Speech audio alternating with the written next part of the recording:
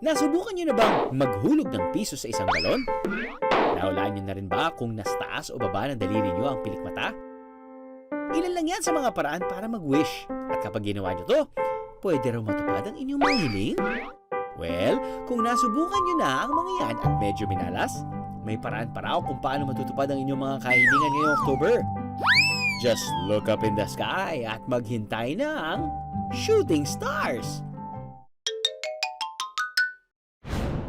Practice na tayo mga kaha! Kung makakita nga kayo ng shooting stars, ano ang hihilingin nyo sa kanila? Ang wish ko, kung makakita man ako ng shooting star, ay matapos na itong pandemic. Malibot ang buong mundo. Sana magkaroon ako ng sarili kong business. Nakikita mo ba yung nasa giant window natin? Ganda, di ba? Dahil ngayong October, active raw ang tinatawag na Orionid Meteor Shower o Orionids. Meaning, maraming meteors na makikita sa ating atmosphere. Kilala ang Orionid meteor sa pagiging super liwanag at bilis. Oh, bakit parang nilabas mo yata yung pen and paper? Wala pa naman questions ah! Aha, sabi niya, nagawa lang daw siya ng wishlist para ready siya kapag nakakita ng mga meteors. Galing ah! Ang mga shooting star na nakita natin ay mga tinatawag na meteors. Hindi talaga ito stars dahil ito ay mga piraso ng bato o rocks na nagkalat sa kalawakan na pumapasok sa ating atmosphere. Medyo nakakalito naman talaga ang pagkakaiba ng meteors, comets, asteroids, and stars. Isa-isay natin ha. Ang meteors ay tiny debris na pumapasok sa Earth's atmosphere. Comets naman ang malalaking bato na made of dust and metal at may icy shell. Ang asteroid naman ay parang comets din. Ang pagkakaiba lang ay wala silang icy shell. Habang ang stars ay ang malalaki at maliliwanag na ball of gas held together by gravity. Pero saan nga kaya nagmula ang paniniwala na pwedeng matupad ang ating mga kahilingan kapag nag-wish tayo sa isang shooting star?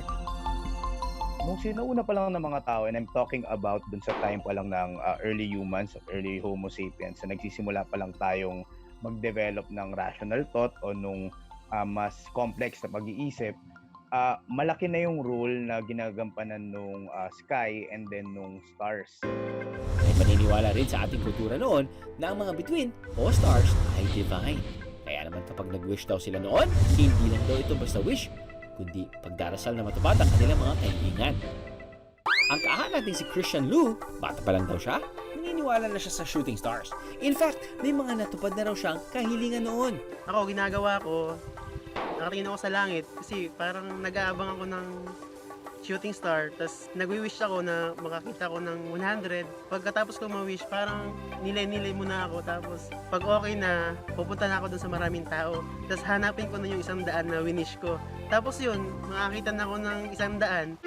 There was also a time na nakakita siya ng shooting star, nag-wish siyang manalo sa isang paraffol. I guess you already know what happened next. Kung ano yung winish ko, natupad siya na ako yung napiling nanalo. Tapos yung mga napanalunan ko, pinagbili ko ng bike, pinantulong sa negosyo na maliit lang na sari-sari store ni mother ko. Tapos bumili ako ng mga laruan. With regards sa iba't ibang paniniwala, so sa amin sa anthropology, ang madalas na tinuturo at naniniwala kami dito sa gantong school of thought na as long as may mga taong naniniwala, ito ay totoo para sa kanila at sa kanilang kultura.